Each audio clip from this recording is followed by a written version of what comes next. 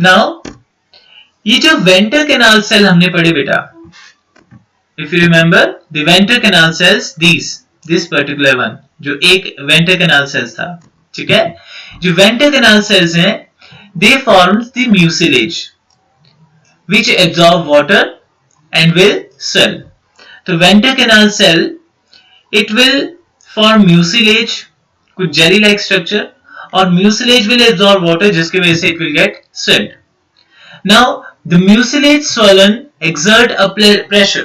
mucilage cell जो है वो क्या करेगा, प्रेशर एक्सर्ट करेगा ऊपर जो बिल्कुल टिप पे हमारी लिड सेल्स थे, ठीक है।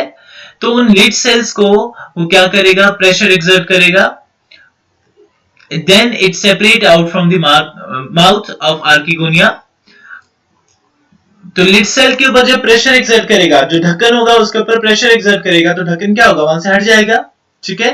और आर्कीगोनिया का माउथ जो है it will gate open out, और आर्कीगोनिया का हेड ओपन हो गया तो म्यूसिलेज विल कम आउट और it will secreted out. Now जो आपके पास ये जो हमने पढ़े थे नेक कैनाल सेल्स, जो नेक कैनाल सेल्स हैं वो जल्द ही आगे चलकर क्या हो जाएंगे, दे विल गेट डीजेनरेटेड। तो वेंटर कैनाल सेल एक है, नेक कैनाल सेल 4 to 10 हो सकते हैं, आगे आफ्टर मैच्योरेशन वो डीजेनरेट हो जाएंगे नेक कैनाल सेल्स। बट जो वेंटर कैनाल सेल्स हैं, वेंटर कैनाल सेल सिंगल जो है ये क्या करेगा, म्यूसिलेज सिक्रीट करेगा, वाटर एब्सॉर्ब करेगा, स्वेल हो जाएगा, स्वेल होने की वजह से प्रेशर एक्सर्ट करेगा, प्रेशर एक्सर्ट करके क्या होगा, लीड को खोल देगा, लीड खोलने की वजह से आर्कीगोनिया का माउथ खुल जाएगा, बॉटल का माउथ खुल जाएगा, और वहां से वो रिलीज हो जाएगा, सिक्रीट हो जाएगा म्यूसिलेज बाहर को। अब अंदर क्या बचा वेंटर में, एग, oosphere, ठीक है ना। Now mucilage it has several chemicals, जो म्यूसिलेज निकला है इसका बहुत बड़ा फंक्शन है, ठीक है। Mucilage is having several chemicals which helps in attraction of male gamete towards the archegonia। भाई मेल गैमीट को पता कैसे लगेगा कि मुझे कहां जाना है, तो ये जो म्यूसिलेज बाहर निकल रहा है इसके पास कुछ केमिकल है, और ये chemicals they are attracting the male gamete, ठीक है, कि इस side archegonia you have to come towards this side, and because there is movement with respect to the chemicals, this movement is called as chemotactic movement. Okay, once the male has reached the archegonial cell, तो male gamete जो होगा वो under enter कर जाएगा through the neck, और it will reach the venter part, the swollen part, और वहां पे आपके पास है एग, और एग के साथ पे it will get fertilized, fertilization मिलाकर। हमने अभी बात करी केमिकल सिक्रीट होते हैं म्यूसिलेज में, तो in case of Funaria, if we talk about Funaria, तो in the Funaria sucrose and potassium they are released.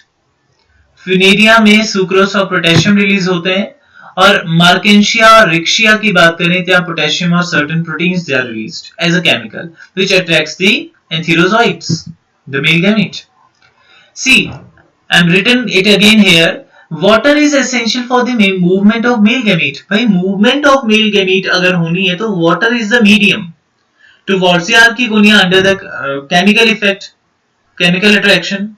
ये जो मूवमेंट हो रही है जिसके लिए वाटर की जरूरत होनी ही होनी है, therefore they are called as amphibians of plant kingdom। You know very well amphibians of animal kingdom, they are what, they are the frogs। उनको पानी की भी जरूरत है, और वो लैंड में बेसिकली तो है लैंड एनिमल्स, बट वो पानी की भी जरूरत है उनको, उनकी मॉइस्ट स्किन होनी बहुत जरूरी है, ड्राई हो जाएंगे तो डिस्ट्रॉय हो जाएंगे, मर जाएंगे। तो इनको भी सेक्सुअल रिप्रोडक्शन के लिए there is a requirement of the water, therefore these are known as amphibians of plant kingdom। Now once the movement under the effect of chemical occurs, the male reaches the female archegonium, archegonium में नेक से होता हुआ वो vendor में पहुंचा, vendor में उसने fertilisation कर दी। एक बारी जब फर्टिलाइजेशन होगी बच्चा, इसका मतलब फर्टिलाइजेशन होती है सिनगैमी, सिन का मतलब fusion of the gamete, syn fusion, gamete fusion of the gamete, ठीक है। तो fusion of the gamete occurred, और after the syngamy there is formation of a diploid zygote, and this zygote develops into embryo। See, मैंने algae में क्या तुम्हें बताया था कि एल्गी में एम्ब्रियो फॉर्मेशन नहीं होता है, तो these are very first plants which are forming the embryo from the zygote. कौन? Bryophytes. See here बेटा, एक और टर्म मैं यहाँ पे यूज कर रहा हूं, that is zooidogamy. Zooidogamy का मतलब क्या है? Water is required for the fertilization. Water is required. Zooidogamy क्या बोला हमने यहाँ पे कि because water was required for the fertilization, तो it is zooidogamy. ठीक है, तो zooidogamy हमने यहाँ पे टर्म यूज करी because there is water requirement. Okay, now जो एम्ब्रियो बना, उस एम्ब्रियो की जो डेवलपमेंट होती है, it is holoblastic in nature. Now what is this term holoblastic? Holo means complete. भाई जाइगोट का पूरा part is resulting in the formation of embryo. ऐसा नहीं होगा कि जाइगोट का कुछ पार्ट एम्ब्रियो बनाएगा, कुछ पार्ट कुछ और बनाएगा, नहीं. Whole part of zygote is involved in the formation of embryo, and embryo it is called, it is multicellular structure. ठीक है, एम्ब्रियो जो यहां पे बना मल्टीसेलुलर स्ट्रक्चर है. Zygote forms embryo which forms diploid generation, that is called as sporophytic generation. भाई zygote diploid था तो एम्ब्रियो भी तो डिप्लॉइड ही होगा यहाँ पर. ठीक है, और ये जो डिप्लॉइड एम्ब्रियो है, it will result in the formation of the sporophyte. Sporophyte में क्या क्या चीजें प्रेजेंट होंगी? Let us see. Sporophyte has 3 parts, foot, seta and capsule. And inside the capsule, spore mother cells are present. Spore mother cell का मतलब क्या हुआ? Spore को बनाने वाले कुछ cells, mother cells. ठीक है? And these spore mother cells, they forms meiospore. बेटा देखो फिर से यहाँ meiospore बन रहे हैं. Mytospore नहीं बोला हमने, meiospore बोल रहा हूं मैं. क्या होगा? Spore mother cell diploid है, sporophyte के ऊपर है, तो they will undergo meiosis. और after meiosis, these meiospores they will form, और ये meiospore जाकर disperse हो जाएंगे. जैसे इनको कोई सबस्ट्रेटम मिलेगा वहां पे चलकर फिर से क्या बनाएंगे? गेमेटोफाइट बना देंगे. और उस गेमेटोफाइट के ऊपर स्पोरोफाइट तभी बन सकता है जब तक गेमेटोफाइट हुआ. तो फिर से क्या बोला? Dominant phase of the life is haploid, which is gametophyte, और sporophyte is dependent on the gametophyte only. जब तक गेमेटोफाइट नहीं था तब तक स्पोरोफाइट ये बनना ही नहीं था, जब पहले वाला गेमेटोफाइट नहीं होता. तो आगे अगली जनरेशन में भी गेमेटोफाइट कब बनेगा? पहले स्पोरोफाइट को होना जरूरी है.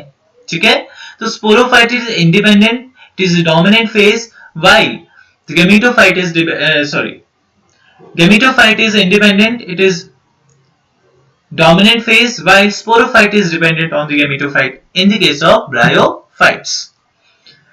Spore form haploid generation, gametophyte generation, which we as the sex organ that we have seen in the previous part. है ना? Now what type of life cycle they are having?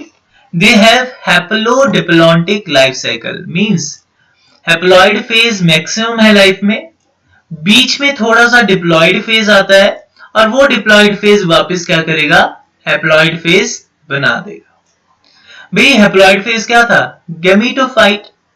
Gametophyte आपके पास पूरा haploid phase चल रहा है, उसके ऊपर जो सेक्स ऑर्गन है वो भी हैप्लॉइड है, वो माइटोसिस से फिर आपके पास यहाँ पे मेल और फीमेल गैमीट बना रहे हैं, फिर जाके वो फ्यूज कर रहे हैं तो बना स्पोरोफाइट. बट स्पोरोफाइट बनने के बाद में क्या हो गया? फिर से उसमें मियोसिस हो गई, और मियोसिस होने के बाद में वो फिर से क्या बन जाएंगे? नियोस्पोर हैप्लॉइड जनरेशन बना देंगे. तो इसका मतलब major part of the life cycle is the haploid haplodiplontic life cycle, इसमें हम बोल देते हैं. तो देखो, presence of 2 multicellular generations there, one is haploid and other one is diploid. These 2 generation is present. Meiosis occurs during spore formation, that is sporic meiosis. बेटा यहाँ पे meiosis जो हो रही है वो spore formation के दौरान हो रही है, meiospore formation के दौरान हो रही है. तो meiospore formation के दौरान हो रही है, तो it is called as sporic meiosis. See, this is very important thing here. In gametophyte generation, sex organ are formed, then the gametes are formed. एक बार सेक्स ऑर्गन बनेंगे और उसमें गैमीट बनेंगे, और गैमीट कौन से प्रोसेस से? माइटोसिस से. Once the fertilization occurs, zygote is formed and sporophytic generation starts. Sporophytic generation, which forms a spore mother cell, or after meiosis in the spore mother cell, there is formation of the meiospores. ठीक है ना? And these meiospores they result in the formation of the gametophytic generation. तो ये पूरा का पूरा हमने एक साइकिल देख लिया. This regular switch over the gametophyte to sporophyte generation, ये जो रेगुलर स्विच ओवर होता जा रहा है गैमेटोफाइट से स्पोरोफाइट, स्पोरोफाइट से वापस gametophyte, this is called as alternation of generation. बेटा बहुत इंपॉर्टेंट चीज होती है ऑल्टरनेशन ऑफ जनरेशन। तो ऑल्टरनेशन ऑफ जनरेशन आपको देखने को कहां मिली है? ब्रायोफाइट्स में देखने को मिल रही है। Alternation of generation you are able to see here in the bryophytes, or the dominant phase is gametophyte while sporophyte is dependent on the gametophyte. There is switch over between the gametophyte and sporophyte generation in the life cycle. Okay. Now let us see the classes of the bryophyte. First is Hepaticopsida. We have studied these classes whenever I started the chapter. And I told you that I will tell you the examples whenever we start the particular divisions. So Hepaticopsida, they are commonly known as liverworts. Example is Riccia and Markensia.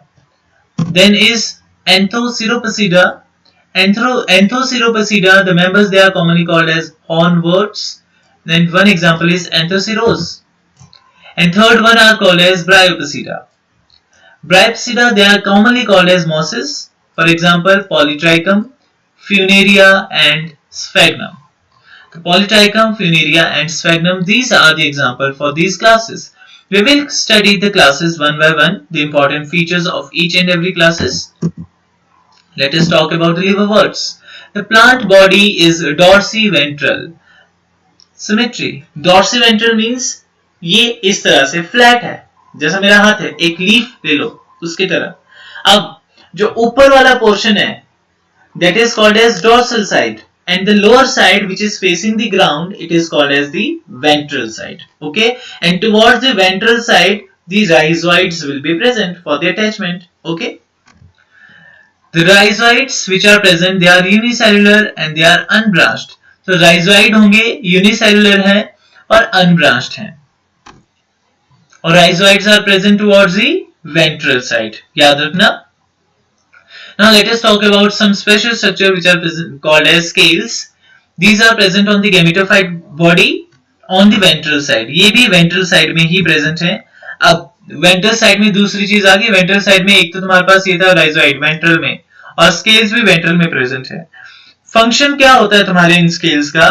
ये जो scale होंगे they will help in the retention of the moisture.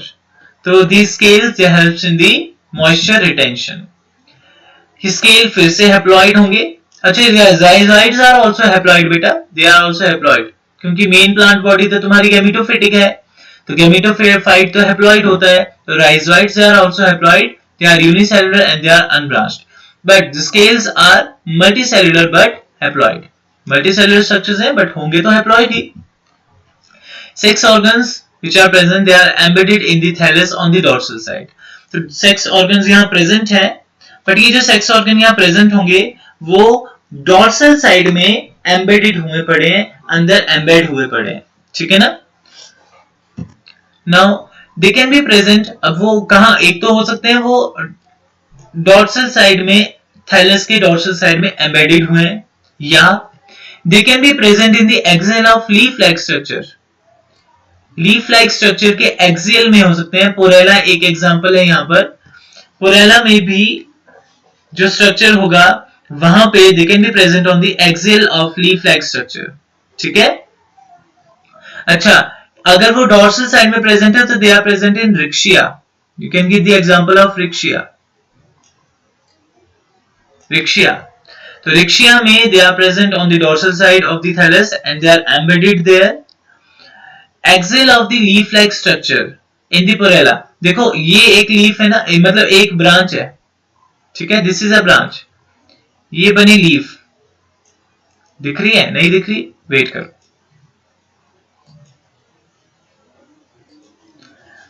See this is a branch here, ये बनी एक branch, branch ये बनी leaf. This is the leaf. तो leaf और ब्रांच के बीच का ये वाला जो पोर्शन होता है ना बेटा, दिस पोर्शन, ठीक है? I am telling you again. मान लो ये तुम्हारी एक ब्रांच है और ये तुम्हारी एक लीफ है, तो हम बोल रहे हैं एक्सिल, एक्सिल की बात कर रहे हैं ना, तो एक्सिल के लिए क्या हुआ, ये जो पार्ट है, दिस पार्ट ब्रांच और लीफ के बीच का ये जो पोर्शन होता है, it is called as axil. तो अगर पुरेला वो है, तो पुरेला में इस एक्सिल वाले रीजन में द सेक्स ऑर्गन प्रेजेंट होंगे। ओके, क्लियर हो गया? चलो, sometimes the sexual organs they are present on the sexual branches as in the case of Markensia। तो Markensia में बच्चे स्पेशल सेक्सुअल ब्रांचेस अराइज होती हैं ऑन द थैलस और उसके ऊपर सेक्स ऑर्गन्स प्रेजेंट होते हैं। देखो यहाँ पे लिखा है male sexual branch present on the male thallus. भाई अलग अलग थैलस बन रहे हैं मार्केंशिया में। मार्केंशिया में थैलस अलग है, मेल थैलस से अलग है और फीमेल थैलस से अलग है। तो मेल थैलस में मेल सेक्स ऑर्गन की ब्रांच होगी और फीमेल सेक्स थैलस में फीमेल सेक्स ऑर्गन की ब्रांच होगी। और मेल थैलस को हम क्या बोलते हैं? मेल ब्रांच को, जो मेल सेक्सुअल ब्रांच होती है जो कि बेसिकली मेल सेक्स ऑर्गन को बियर करेगी, 4 एंथ्रीडियो 4। ठीक है, एंथ्रीडिया क्या थे हमारे पास? देवर मेल सेक्स ऑर्गन, तो उनको बियर करने वाली 4 मतलब bearing, antheridia bearing structure, the branch is called antheridiophore 4। A female sexual branch present on the female, बेटा फीमेल लिखना है यहाँ पे, इसको करेक्ट करो, इट इज फीमेल। ठीक है, तो female sexual branch is present on the female thallus, it is called as archegonia 4 because archegonia is the female sex organ and the bearing structure is called as archegonia 4। ठीक है, तो इसका मतलब तुम देख पा रहे हो सिर्फ एक जो मार्केंशिया है वो है डायोइशियस, जबकि बाकी जितने भी ब्रायोफाइट्स हैं, all the bryophytes they are monoecious. अब टर्म आती है भाई bryoecious, monoecious and dioecious. Dio means 2। ठीक है, मान लो दो अलग अलग घर हैं भाई, एक घर ये वाला है और एक घर ये वाला है, और इन दोनों घरों में मेल और फीमेल अलग अलग से रह रहे हैं। ठीक है, यूनिसेक्सुअल कंडीशन है यहां पर। Both the male and female they are present on different thallus, dioecious condition. But monoecious के लिए हम बोलते हैं भाई घर भी एक ही है और इसी घर के अंदर मेल और फीमेल सेक्स ऑर्गन्स प्रेजेंट हैं। तो male and female sex organs they are present on the same thallus, they are monoecious condition. तो मैक्सिमम ब्रायोफाइट्स मोनोइशियस हैं, बट सिर्फ एक मार्केंशिया जो है दैट इज